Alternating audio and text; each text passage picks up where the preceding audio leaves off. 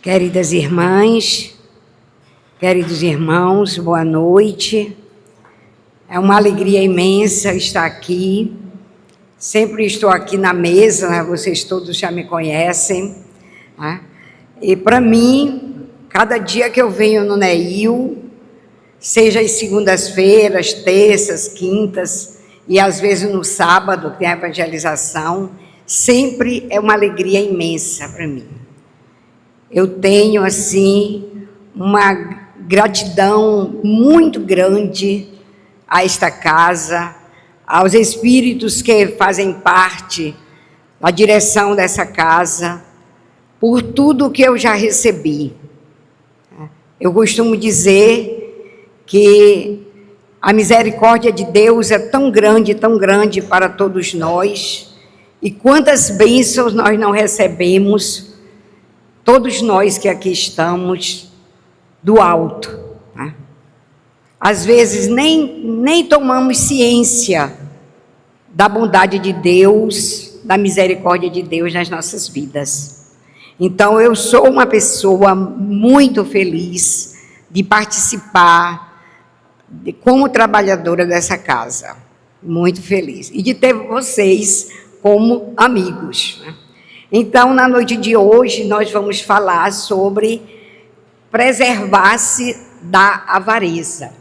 E Allan Kardec registrou no capítulo 16 do Evangelho segundo o Espiritismo.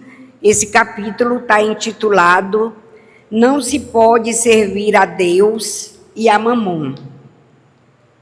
E Kardec nos apresenta, né, aquilo que foi registrado pelo evangelista Lucas. Na narrativa de Lucas, Jesus estava no meio da multidão e um homem lhe disse: Mestre, dizei ao meu irmão que divida comigo a herança que me coube.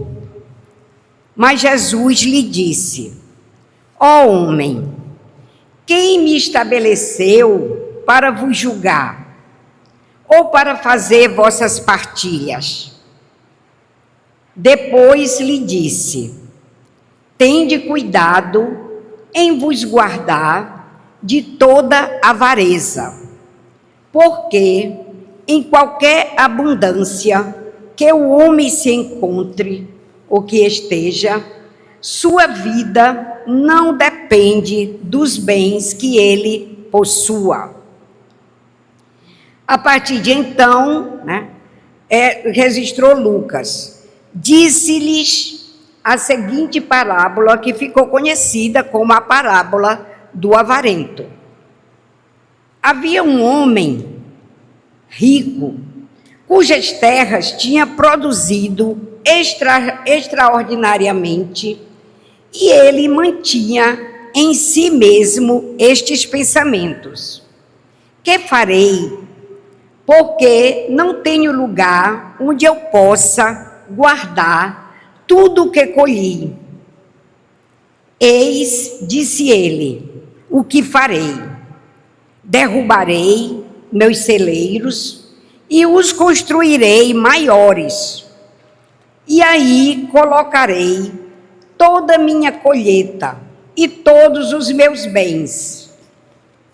E direi à minha alma: minha alma, tu tens muitos bens reservados para vários anos.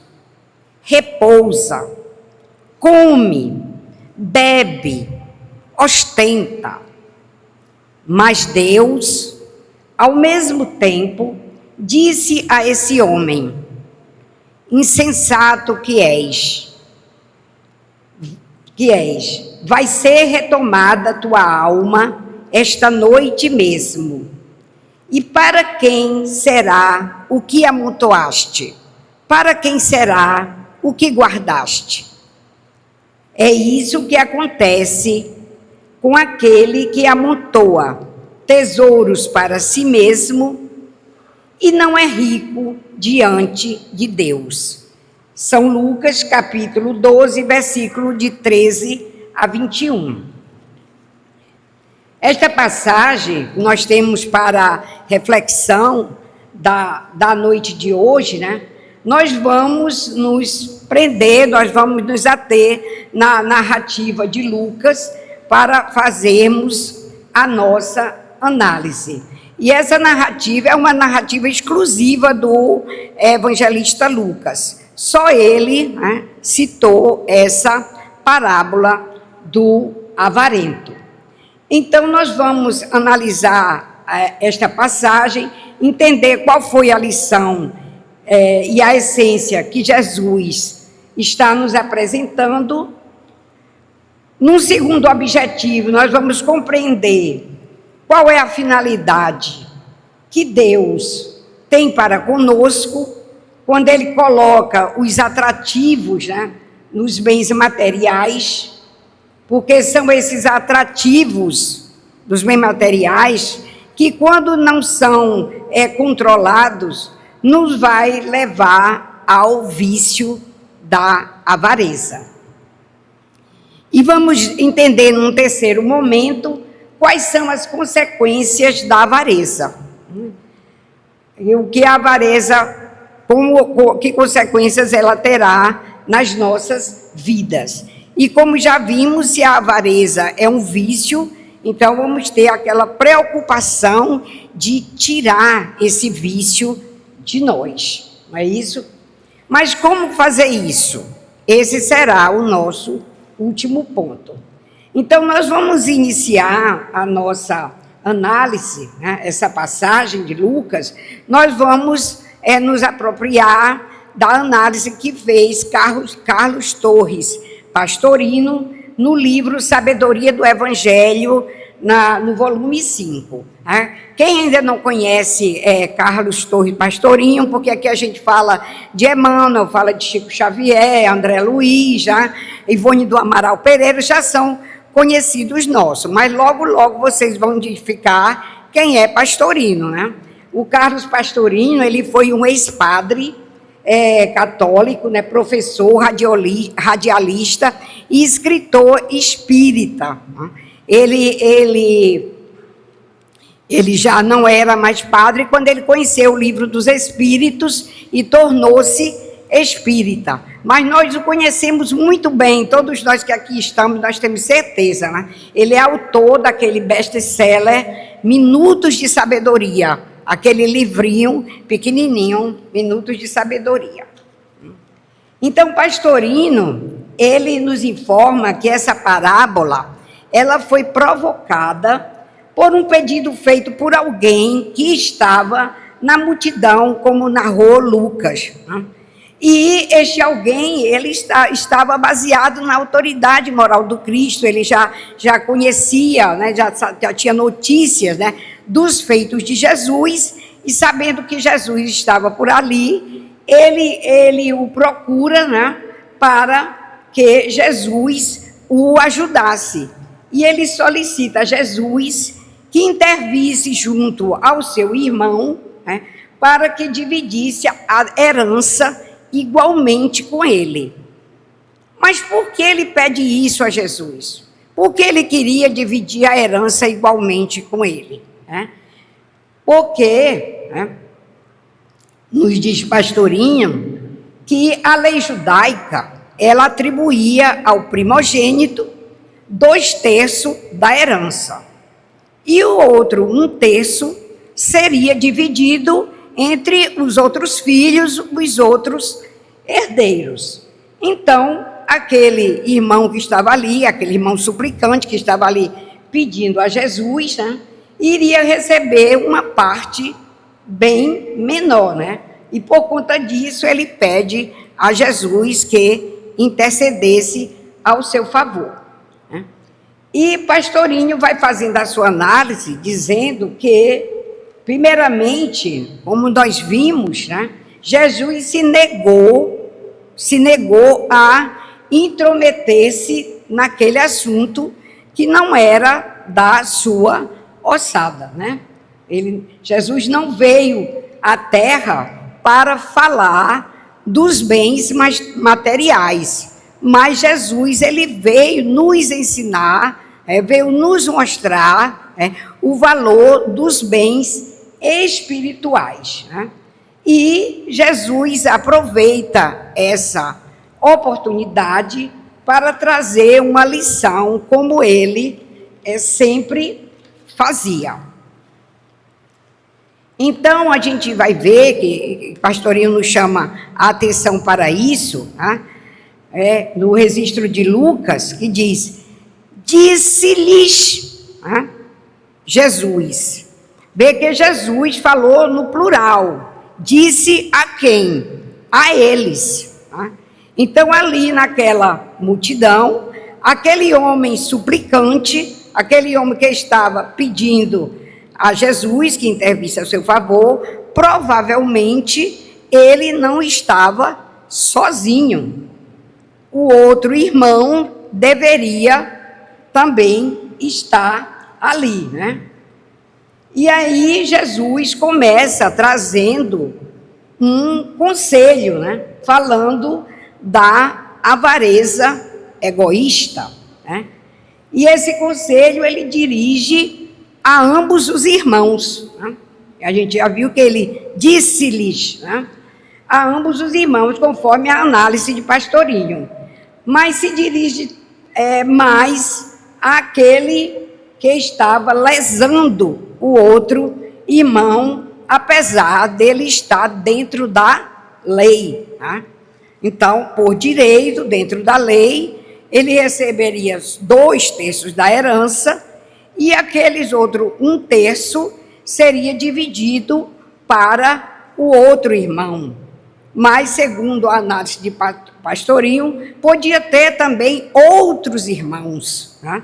Ninguém sabe que ele tinha outros. E aí, a parte que ele iria receber ainda seria menor ainda, porque aquele 1/3 seria dividido para todos, né? Então, diz pastorinho, então Jesus, aqui está na parábola de Lucas, né? Jesus ali se dirige aos 2 irmãos. Né? E ele vai dizer, né, como registrou Lucas, tendes cuidado, olha as palavras de Jesus, tendes cuidado de preservar-se da avareza. Porque seja qual for a abundância, qualquer abundância, a abundância que o homem se encontre, sua vida não depende dos bens que ele possua. Né? Porque a gente pensa logo na abundância do quê? Dos bens materiais, do dinheiro. Mas Jesus aqui, ele não pontua. Ele diz que seja qualquer abundância em que nós estejamos vivenciando, né, que se encontre, a nossa vida não depende dos bens que nós possuímos. Ou seja, possuir materialmente não fará viver mais. É disso que Jesus está falando. Porque todo o dinheiro do mundo, ele não impede a desencarnação quando essa desencarnação é chegada. Né? E nós vemos isso todos os dias na nossa vida, todos os instantes. Todos nós temos uma história aqui para contar a respeito disso. Né? Vamos na ordem cronológica. Quantas histórias nós não conhecemos de alguém, né, no auge da sua juventude, né, com toda a saúde, com toda a sua alegria, com toda a sua riqueza, de repente descobre uma doença incurável e desencarna. Né? Quantas histórias nós conhecemos de alguém que está no auge da sua prosperidade, né? Com a sua juventude ainda, a sua maturidade, né? Os seus negócios indo de vento a popa, né? Tudo dando certo, muito dinheiro, muitas empresas, muitos negócios, acontece um imprevisto e desencarna. Então, nós temos muitas histórias. Então, é isso que Jesus não fala, que não são os bens, a abundância em que estejamos vivenciando, que isso vai nos garantir, ou o dinheiro que nós temos, que vai nos garantir que nós vamos viver mais ou viver menos.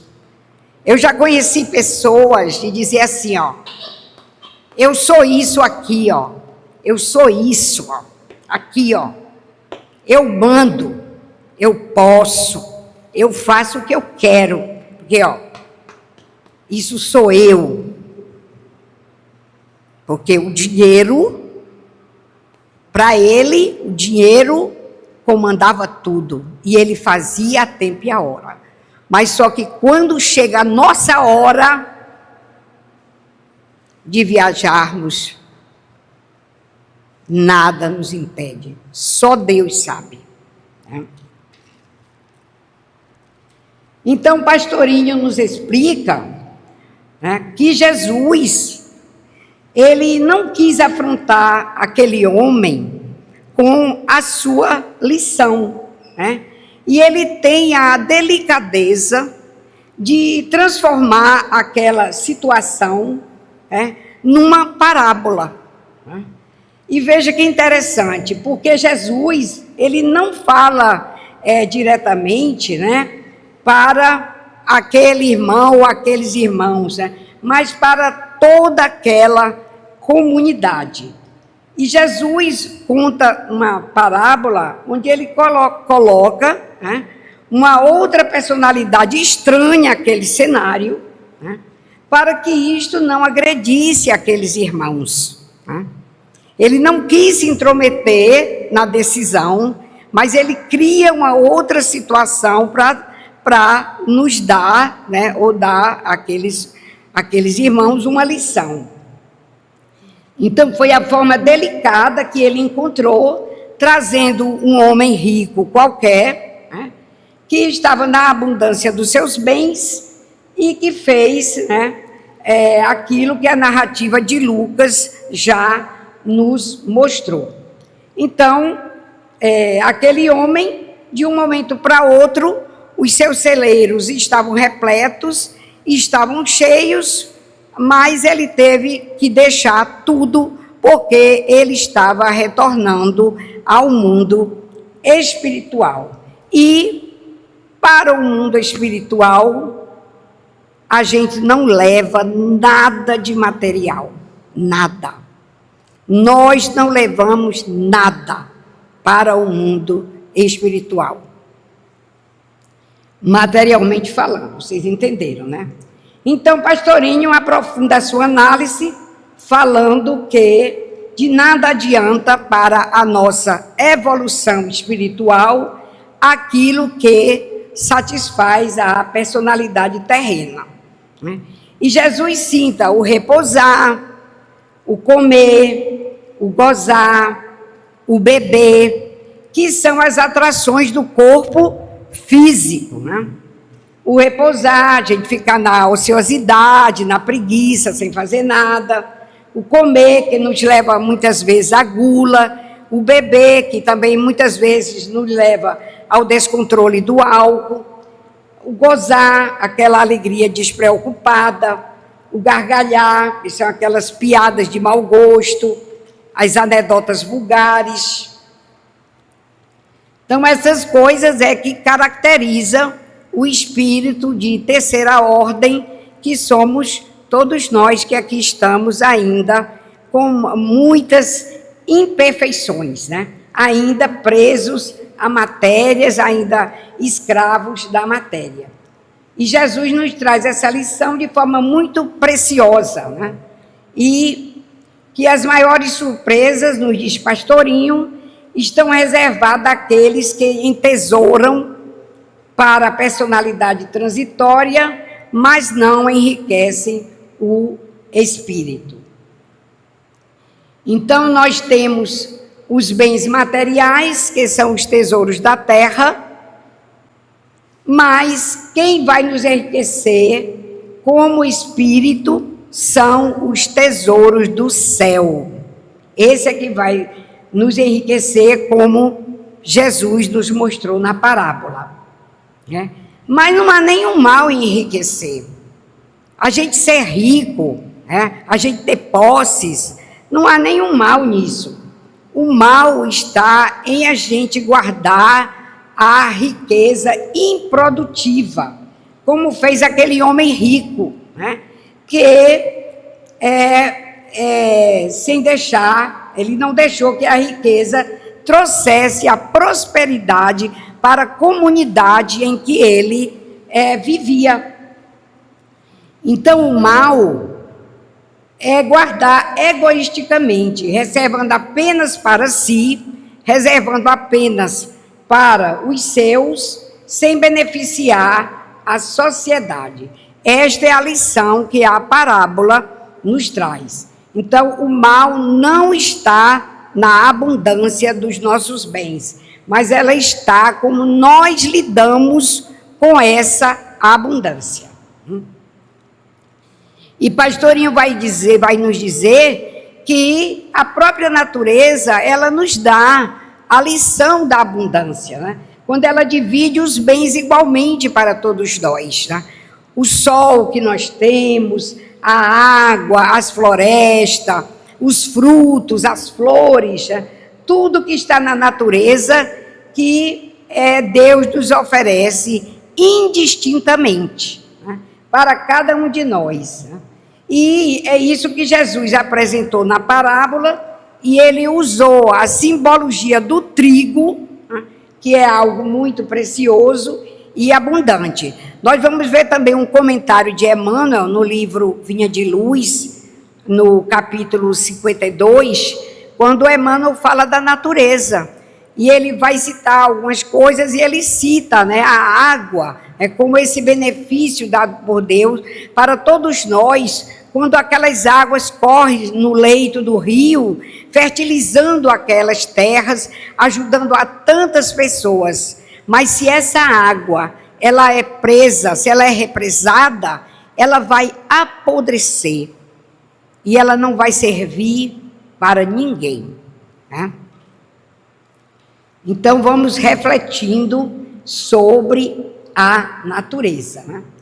Então, essa lição, ela nos faz pensar o que é que nós estamos fazendo com os nossos recursos. Será que os nossos recursos estão sendo usados somente para nós mesmos? Somente para os nossos? E a lição nos chama a atenção disso. Será que nós possuímos os recursos ou são eles que nos possuem? São eles que nos escravizam? Então, é isso que vai ser a avareza. Então, a avareza, ela não vai comover nenhum coração. Por mais que aquele avarento veja ao seu lado uma pessoa passando por dificuldades, uma pessoa passando fome, uma pessoa necessitando de algo, para ele é indiferente. Porque nos diz Pastorinho que são pessoas com coração de pedra. Então, esta lição que Lucas nos apresenta, e que Jesus nos falou de forma tão clara sobre o que é preservar-se da avareza, né? Que não vale ter os celeiros repletos, né? Em algum momento, o ladrão da morte vem, e nós perdemos tudo, ou perdemos o que nunca possuímos, porque na realidade nós somos apenas usufrutuários dos bens terrenos. Tudo que nós temos aqui, tudo que nós possuímos, tudo que a terra nos dá, é para o nosso bem, é para a gente fazer, se aproveitar da melhor maneira possível. Quando chegar o nosso momento da nossa grande viagem, nada levaremos, tudo ficará aqui. Então, essa lição da avareza, né, nós vamos ver que ela terá consequências, né? Não fica tudo o dito pelo não dito, né? A avareza, ela vai ter consequências, como nós veremos mais à frente, que vamos comentar, porque aquele ouro que nós possuímos, ele vai queimar as nossas consciências quando nós chegarmos no mundo espiritual. O espírito Caibá Schutel, no livro Parábolas e Ensinos de Jesus, ele vai registrar a avareza como a véspera da mendicidade. É um nomezinho difícil, né? Mas isso quer dizer a véspera da pobreza, a véspera da miséria, a véspera das grandes dificuldades. E por que ele usou essa expressão, né? A véspera da miséria, a véspera da pobreza? Porque o amanhã, quando chegarmos no mundo espiritual, nós vamos deparar com a nossa verdadeira realidade. Então, essa avareza de hoje, ele identifica como a véspera, né? Amanhã, nós veremos o que vai acontecer. Então, vamos entrar agora no nosso segundo objetivo, né? Que é o fato que Deus colocou, né? A atração nos bens, né? No gozo dos bens materiais, né? Então, nós nos sentimos atraídos por essa questão da matéria, porque isso nos traz prazer, né? Porque o dinheiro, ele nos traz prazer. Como disse, né? Esse aqui sou eu. Aqui, ó. Eu tenho, eu posso, eu faço. Então, nós somos atraídos por isso. Porque esses bens materiais, eu tenho um carro potente, eu tenho um carro do ano, eu tenho um carro novo, eu posso passar no sinal vermelho, eu posso arranhar o carro do outro, eu posso fazer o que eu quiser. E depois eu compro outro carro. Então, são esses atrativos que nos faz muitas vezes ter arrogância com isso. Mas por que Deus colocou esse atrativo nos bens terrenos? Né? Vamos entender isso. Isso está lá na questão do Livro dos Espíritos, na questão 712 e 712A. Né? Kardec pergunta ao Espírito de verdade: por que Deus colocou o atrativo do prazer na posse e uso dos bens materiais? Por que Deus colocou? Olha a resposta do Espírito de verdade. Ele diz: para estimular o homem ao cumprimento da sua missão, para experimentá-lo por meio da tentação. A gente fica tentado a fazer a coisa. Ah, não, eu compro muita comida, depois se eu não comer tudo eu jogo no lixo. Jogo no lixo. Ah, mas eu estou preocupado quem está passando fome, não me interessa. Não, joga tudo no lixo. Quero nem que os empregados comam. É no lixo. É a tentação que a gente tem quando a gente tem nas nossas mãos o poder, o dinheiro. E qual o objetivo dessa tentação? Pergunta Kardec. Desenvolver a sua razão, que deve preservá-lo dos excessos. Do excesso. Então veja que Deus, né, faz tudo de forma perfeita. Deus não errou. Ele faz tudo de forma perfeita. Ele coloca o atrativo do prazer, dos bens materiais, para que nós possamos cumprir os desígnios da providência divina, né? Ou seja, evoluirmos. Nós vamos pensar, nós vamos agir dentro da razão. O que é certo, o que é errado, até onde eu posso fazer isso, daqui para lá, está certo ou está errado, a gente vai pensar. Né? Tudo está sempre conspirando para a nossa evolução. E temos que lutar contra a tentação, contra os excessos e contra as paixões. Né? As paixões, diz Pastorino, as paixões, que é o desejo pelos bens materiais. Podemos pensar, vamos dar um exemplo, no comer. O comer é uma coisa boa, né? Então, a certo ponto, é uma paixão positiva, é uma paixão boa. Mas, quando eu como demais, eu como o que eu não devia, eu como aquilo que não faz mal, essa paixão já passa a ser uma paixão que não é boa, né? Então, né, se a gente não tivesse, né, esse prazer de comer, nós iríamos morrer de fome, né? O nosso corpo não iria resistir. Mas Deus nos dá esse atrativo do prazer para que a gente sobreviva, mas se nós fizermos mais uso, se nós extrapolamos e comemos demais, aí entramos na gula, como eu acabei de dizer. Então, a gente resistir às tentações é entender os limites que a natureza coloca para todos nós. Vou repetir a lição. Resistir às tentações é entender os limites que a natureza coloca para todos nós. Então, a gente tem que resistir a essa tentação.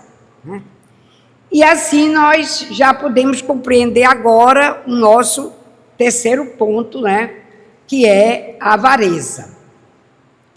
Que é quando Jesus faz essa pergunta lá no Livro dos Espíritos, também na questão 815. Olha a pergunta de Jesus, ao Espírito de verdade. Qual das provas é mais terrível para o homem? A da miséria ou a da riqueza? Agora nós ficamos na dúvida. Qual é a pior? É a da miséria ou é a da riqueza? Podem ficar cada um com a sua resposta. Vou dar a resposta, dita pelos Espíritos, o Espírito de verdade. Tanto uma quanto outra. Tanto uma quanto outra, ela a gente tem que ficar atento, A miséria provoca lamentação contra a providência. Ai, meu Deus, para que eu nasci pobre? Ai, meu Deus, nada na minha vida dá certo. Ai, que eu passo tanta dificuldade. Ai, que eu tento conseguir as coisas, mas eu não consigo. Deus parece que não está olhando para mim. Será mesmo que Deus existe, Então a gente fica naquela lamentação, E a da riqueza, como nós já vimos, ela nos estimula a todos os excessos. Então, todas as duas provas, elas são para que nós possamos pensar muito bem nas duas situações em que nós estamos vivendo. Então, tudo, como disse Pastorinho, tudo caminha para a nossa evolução. Em verdade, a riqueza e a pobreza, como em várias outras situações, são instrumentos para o nosso progresso. Quando estivermos experienciando a miséria, nós vamos ter que trabalhar a nossa resignação, evitar as queixas contra a providência divina. E quando estivermos experienciando a prova da riqueza, vamos ter que controlar os nossos excessos. E um dos excessos que a riqueza provoca, nos excita, é a avareza. Então, a avareza, para que a gente grave bem, ela é o apego excessivo a essas riquezas. É a falta de generosidade. É quando nós queremos só para nós ou só para os nossos, no máximo os nossos, e pronto. Então, é quando a gente entende que, como já vimos, os bens terrenos são apenas um empréstimo para nós mesmos e que nós somos usufrutuários desses excessos. Tem avareza, é o que eu digo aqui, ó. Tem avareza até na pobreza, como ela diz. A gente pensa que é avaro, é só aquele que tem muitas posses, que tem muito dinheiro. Não quero tudo para mim, eu não gasto nada, eu conto meus centavos, eu visto uma roupa o ano todo para não gastar, né? Esse é o avarento, né? Então, mas tem avareza na pobreza. Aquela pessoa que mesmo de uma vida simples, né, o pouco que ela conseguiu, ela é incapaz de doar um pouco do que ela tem àquele que convive com ela, que passa pelas mesmas dificuldades, né, e que ela já passou, mas ela não quer dar o que ela tem. Ela não dá o pedaço de pão, ela não dá o prato de comida, ela não dá a roupa que não serve mais, né, mesmo ela tendo pouco, mas ela é uma pessoa avara, né?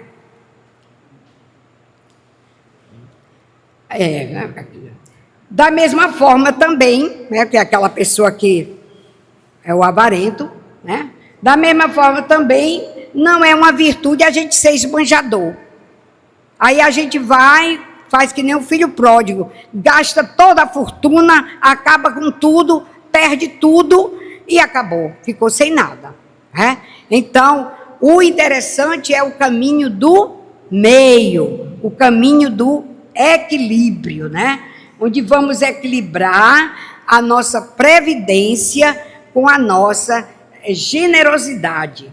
Aí está a virtude, onde a gente vai contrabalancear essa avareza. E a Amélia Rodrigues, né, ela também vai nos falar sobre a avareza, porque até agora nós estamos falando dos bens materiais, né?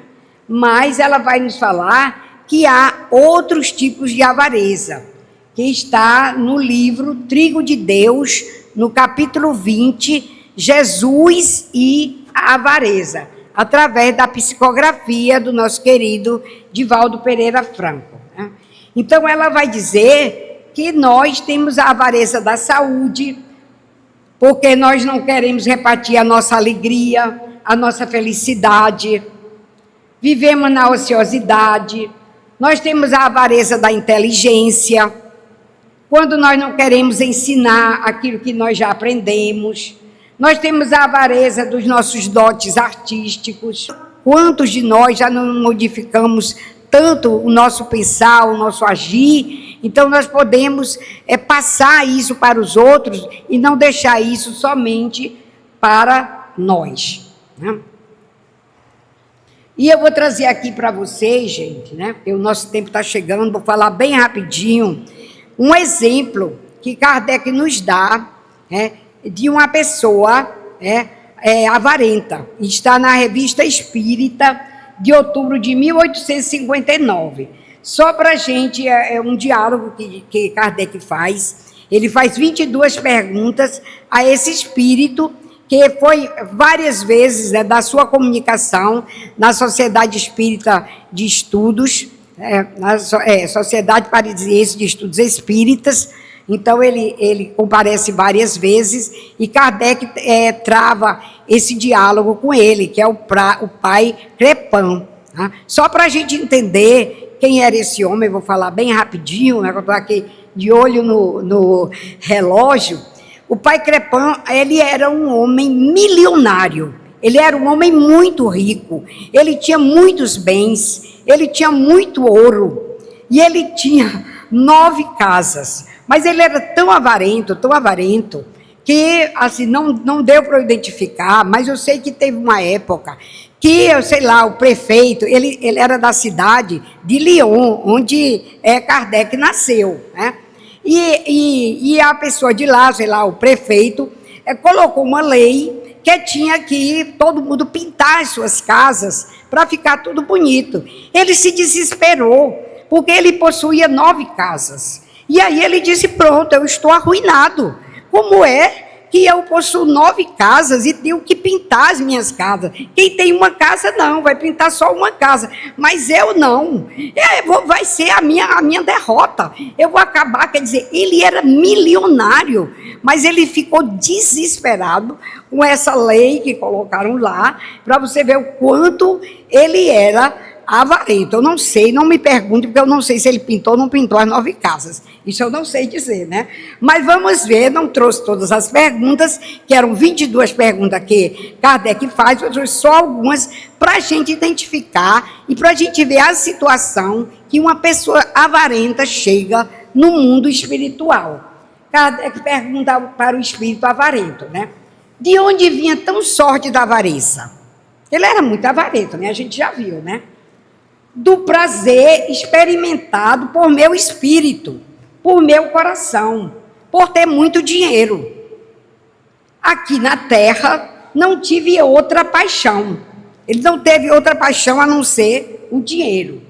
Aí Kardec pergunta a ele: compreendeis o que era avareza? Ele disse: sim, compreendo agora que eu era um miserável. Entretanto, meu coração ainda é muito terreno. Quer dizer, ele ainda estava muito preso às coisas da terra. Ainda, dizendo ele, né, o pai Crespin, ainda experimento certo prazer em ver o meu ouro, mas não posso apalpá-lo, eu não posso pegá-lo. Isto é o começo de uma punição da minha vida.